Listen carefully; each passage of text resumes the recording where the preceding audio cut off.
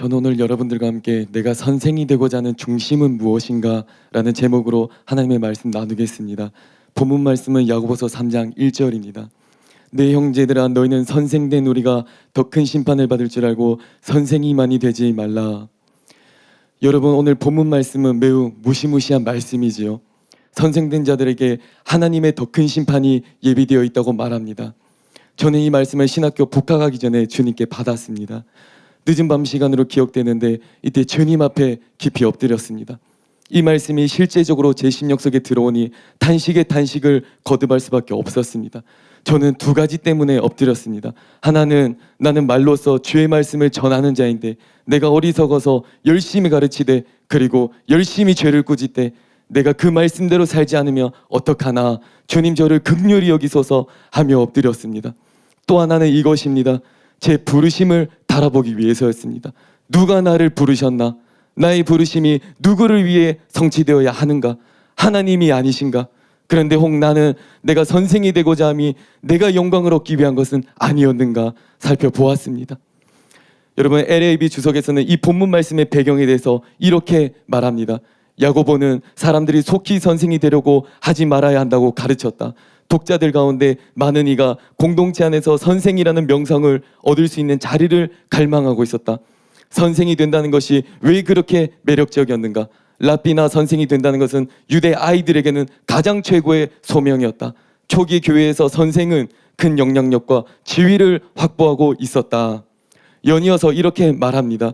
설교자나 권세자로서 주목을 받고자 하는 욕망은 지금처럼 그때도 문제였다. 선생이 되고자 했던 이들의 주요 동기가 바로 주목받고자 하는 사회적 매력 때문이었다고 말하고 있습니다. 그러나 여러분, 우리 중 누구라도 이러해서는 안 될 것입니다.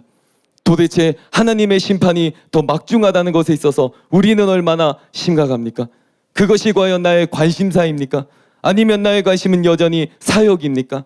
하나님의 심판이 얼마나 더 엄중하고 맹렬하든지 상관이 없었고 안중에도 없었고 여전히 내가 원하는 그 길로만 가기를 고집하고 있었다면 이것은 김옥경 목사님께서 누누이 말씀하시듯이 하나님을 멸시하는 행위가 될 수도 있다는 것을 깨달아야 합니다. 하나님께서 더 엄중한 잣대로 선생들을 심판하실 것이라 말씀하시지만 안중에도 없는 거예요. 개의치 않는 거예요. 그저 내가 좋아 보이는 것만을 따라가고 있는 것입니다. 그러나 그 엄중함을 진짜 깨닫는다면 자신의 중심을 살피게 될 것입니다. 그렇다면 여러분의 선생이 되고자 하는 중심은 무엇입니까? 자신의 중심을 철저히 살피지 않고 지나간다면 어쩌면 우리는 열심히 사역은 할 수 있을지는 몰라도 하나님과는 상관이 없는 사역이 되고 말 것입니다. 그러므로 선생이 되고자 하는 이들의 중심은 어떠해야 하는지 다 같이 살펴보기를 원합니다. 첫 번째로 선생이 되고자 하는 자들의 중심은 오직 하나님으로만 가득해야 합니다. 여러분, 내가 선생이 되고자 하는 것은 오직 나를 부르신 하나님의 뜻을 온전히 이루어드리고 하나님을 기쁘시게 함입니까? 나는 없고 오직 하나님만 있는 삶입니까? 그렇다면 나는 사람의 영광이 아니라 하나님께서 주시는 참된 영광만을 바랄 것입니다. 그러나 예수님 당시 선생이며 랍비라 불리는 자들이었던 서기관들과 바리새인들은 하나님께서 주시는 영광에는 관심이 없었지요. 다음 말씀에 잘 나와 있습니다. 요한복음 5장 44절입니다. 너희가 서로 영광을 취하고 유일하신 하나님께로부터 오는 영광은 구하지 아니하니 어찌하여 나를 믿을 수 있느냐? 또한 그 전전 구절에 보면 예수님께서는 이렇게 말씀하셨습니다. 나는 사람에게서 영광을 취하지 아니하노라. 다만 하나님을 사랑하는 것이 너희 속에 없음을 알았노라. 여러분, 이것이 무엇을 보여줍니까? 바로 사람의 영광을 취하는 것은 하나님을 사랑하는 것과는 반대된다는 것을 말해주고 있는 것입니다. 하나님이 그 속에 없다는 거예요. 그 사람의 관심이 하나님이 아니라는 거예요. 하나님을 사랑하지 않고 있기 때문에 결국에는 그분의 인정을 원하지도 않는다는 것입니다. 이것은 입술로는 하나님을 사랑한다고 고백할 수 있을지는 몰라도 그 속에 하나님을 사랑함이 없는 것입니다. 주님께서 이들에게 탄식하며 말씀하십니다. 마가복음 7장 6절에 이르시되 이사야가 너희 외식하는 자에 대하여 잘 예언하였도다. 기록하였으되 이 백성이 입술로는 나를 공경하되 마음은 내게서 멀도다. 정확히 표현한 구절입니다. 입술로는 하나님을 사랑하고 하나님을 공경한다고 하지만은 그 마음은 아니라는 거예요. 핵심적으로 김옥겸 목사님께서 말씀하시듯이 그 본심이, 그 중심이 하나님이 아니라는 것입니다. 여러분, 그렇다면 한편 사람의 영광을 쫓아가려는 양상은 오늘날 어떠한 모습으로 나타납니까? 바로 성령께서 부어주시는 기름 부음과 놀라운 능력입니다. 이것을 얻음으로써 사람들에게서 영광을 얻으려 합니다. 찰스 피니는 죽을 만큼 기도하라는 책에서 기도하는 동기, 성령의 기름 부음을 받고자 하는 동기를 언급하며 이렇게 썼습니다. 어떤 사람은 사실상 자기의 영광을 취하는 문제로서 성령의 선물을 구한다. 슬프게도 얼마나 많은 사람들이 여러 모양으로 단지 이기적인 동기로 성령을 달라고 기도할 수 있단 말인가. 심지어 목회자도 오직 악의적인 동기로 성령을 달라고 기도할 수 있다. 자신이 굉장히 영적인 목회자라고 이야기하고 싶어서 그렇게 할 수도 있다. 설교나 기도에서 엄청난 능력을 갖춘 사람이라는 소리를 듣고 싶어서 그렇게 할 수도 있다. 그러나 하나님이 부어주신 능력과 기름 부음은 내 것이 아니라 하나님의 것입니다. 그렇기 때문에 하나님의 것으로 내가 영광을 취하는 것이 아니라 오직 그것을 부어주신 하나님의 뜻만이 이루어져야 합니다. 그것만이 목적이 되어야 한다는 것입니다. 그렇기 때문에 어느 한 형제님은 자신에게 기름 부음이 느껴지고 놀라운 계시의 말씀이 임할 때, 그래서 그것을 바르지 못한 동기로서 드러내고 싶은 유혹과 욕망을 느낄 때 다음의 말씀을 선포하며 물리친다고 합니다. 누가복음 4장 18절입니다. 주의 성령이 내게 임하셨으니 이는 가난한 자에게 복음을 전하게 하시려고 내게 기름을 부으시고, 기름 부음에 목적이 있다는 것입니다. 목적. 그것은 내가 뛰어나고자 함이 아니요 가난한 자들에게 복음을 전하게 하시려고 기름을 부으셨다는 것입니다. 심한 말로 너 하나 인정받으라고 주신 것이 아니고 오직 영혼들을 살리기를 원하시는 하나님의 심장, 하나님의 뜻만을 의미한다는 거예요. 그러므로 기름 부음이나 놀라운 능력이 내게 충만히 부어진 날일지라도 내가 취할 분깃은 아무것도 없고 오직 포로된 자를, 눈먼 자를, 그리고 눌린 자를 자유케 하시려는 지고지순하신 하나님 아버지의 사랑, 하나님의 뜻만이 완전히 서야 한다는 것입니다. 주의 성령이 내게 임하셨으니 이는 가난한 자에게 복음을 전하게 하시려고 내게 기름을 부으시고 나를 보내사 포로된 자에게 자유를, 눈먼 자에게 다시 보게 함을 전파하며 눌린 자를 자유롭게 하고 주의 은혜를 전파하게 하려 하심이라. 오직 하나님 한 분만으로 가득한 자들은 하나님의 마음을 헤아릴 것입니다. 교만하지 아니하고 자신이 뛰어나 영광을 취하지 않고 오직 하나님의 마음을 헤아려 하나님의 뜻만이 이루어지길 원할 것입니다. 그분의 기쁨만이 되기를 원할 것이에요. 여러분, 그리고 이것이 바로 하나님 아버지의 참 아들입니다. 아비의 마음을 헤아리는 아들. 그리고 이것이 바로 세례 요한이 말한 것처럼 신랑 되신 예수님의 진정한 친구가 되는 것입니다. 이러한 중심을 다 가지시는 자들이 다 되시길 예수님의 이름으로 축복합니다. 두 번째로, 선생이 되고자 하는 자들의 중심은 이기적이어서는 안 됩니다. 오늘날 왜 많은 교회들이 개교의 이기주의에 빠집니까? 그것은 시작이 잘못되었기 때문이에요. 신학교를 다닐 때부터 내가 초점이어서 내가 설교 잘하기를 바랬고 내가 돌파하기만을 원했을 뿐입니다. 다른 동력자들이 일어나는 것에 대해서는 별 관심이 없었던 거예요. 결국 부르심은 받았을지는 몰라도 그것이 하나님 나라의 참된 부르심이 되도록 저울질하지 않았다는 거예요. 순도 100%로 만들지 않았다는 겁니다. 마치 이러한 자기와 자기 양떼밖에 모르는 이기적인 목회자들을 두고 주님께서는 소경된 인도자여, 눈먼 바리새인이여 라고 탄식하시는 것 같습니다. 여러분, 제가 신학교에 들어오기 전에 제 안에 이루어야 할 중심에 관해서 성령님께서 말씀해 주신 적이 있습니다. 그것은 바로 나의 지체된 동력자들 향한 사랑에 관한 것이었습니다. 그때 저는 노트에 이렇게 필기했습니다. 저가 나보다 큰 자가 되는 것, 저가 나보다 계시적인 명설교자가 되는 것, 저가 나보다 많은 영혼들을 주님께로 인도하는 것, 저가 나보다 더 많은 인정을 받는 것, 모든 면에 있어서 저가 나보다 뛰어난 자가 되는 것.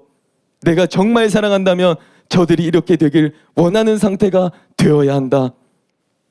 저와 여러분들의 중심이 바로 이뤄야 할 줄로 믿습니다. 그리고 이러한 중심으로 나의 동력자들이 진정으로 그러한 자들이 되도록 기도해야 합니다. 어느 한 하구님은 언젠가 사사모에 참석하여 말씀을 듣고 기도를 하려 했습니다. 그런데 성령께서 이 하구님을 뒤로 잡아당기시는 느낌을 받았다고 합니다. 그래서 기도를 멈추게 되었습니다. 그런데 그 순간 주위에 있던 몇몇 신학생분들이 생각이 났다고 합니다. 그래서 말씀 시간 가운데 은혜 받고 그것이 자신 안에 이루어지기를 간절히 기도하던 것들을 신학생분들을 위해 먼저 기도하게 되었다고 하였습니다. 이때 하나님의 영이 그분의 심령을 강타하시는 것을 느꼈다고 합니다. 여러분, 이건 매우 신기한 체험입니다. 성령께서 단순히 우리 자신만을 위해서 기도하기를 원치 않으신다는 것을 보여주는 것입니다. 그렇다면 여러분, 우리는 왜 우리의 중심을 새롭게 하고 또한 지체들을 위해 기도를 해야 하는 것입니까? 그것은 바로 비오신부의 표현처럼 지금 또 수많은 영혼들이 겨울에 내리는 눈송이처럼 흘러내리는 강물처럼 지옥으로 떠내려가고 있기 때문입니다.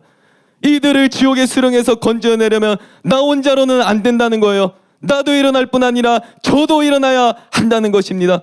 또한 비오신부에게 임한 하나님의 통을 대면한다면 우리는 결코 이기적일 수 없습니다. 나는 그들에게를 위해 자고 싶지도 않다. 나는 그들을 위해 바다처럼 눈물을 흘리며 강물처럼 울고 싶다. 문 영혼들을 위하여 일어나야 합니다. 나뿐만 아니라 다른 지체들도 일어나야 합니다. 누가 뛰어나고 아니고는 상관이 없는 거예요. 내가 아니라 다른 지체들에게 모든 주목이 흐른다고 해도 말입니다. 문 영혼들을 향한 주님의 불타는 심장과 하나가 되어야 할 줄로 믿습니다. 세 번째로, 선생이 되고자 하는 자들의 중심은 삶으로 나타나야 합니다.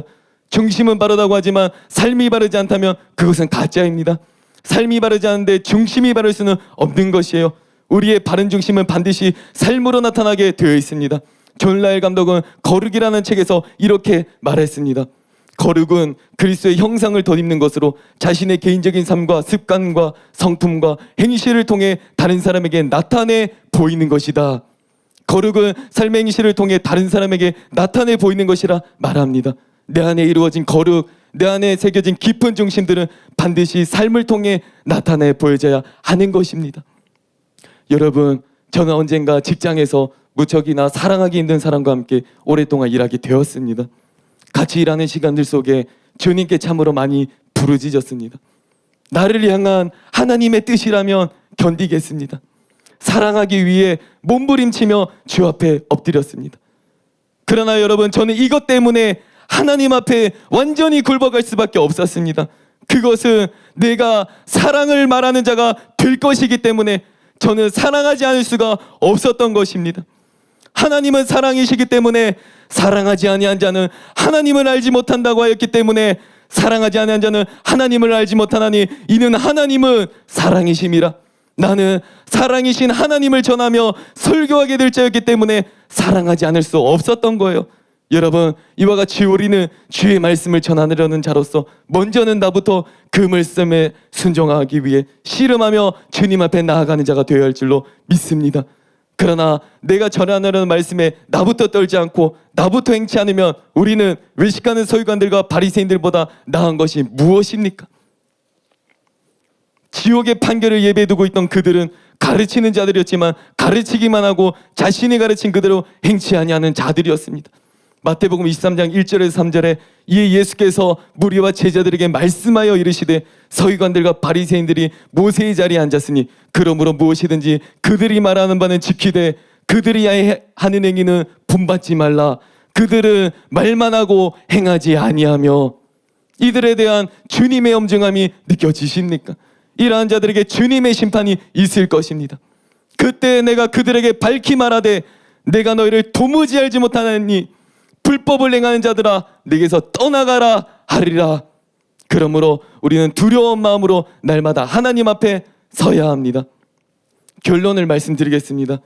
여러분들의 선생이 되고자 하는 중심은 무엇입니까? 정말 하나님을 기쁘시게 해드리고 그분의 뜻을 성취시키시는 것입니까? 정말 하나님의 나라입니까? 만약에 그렇지 못한 부분들이 보인다면 우리는 울어야 할 것입니다. 우리는 주님께 간절히 부르짖어야 할 것이에요.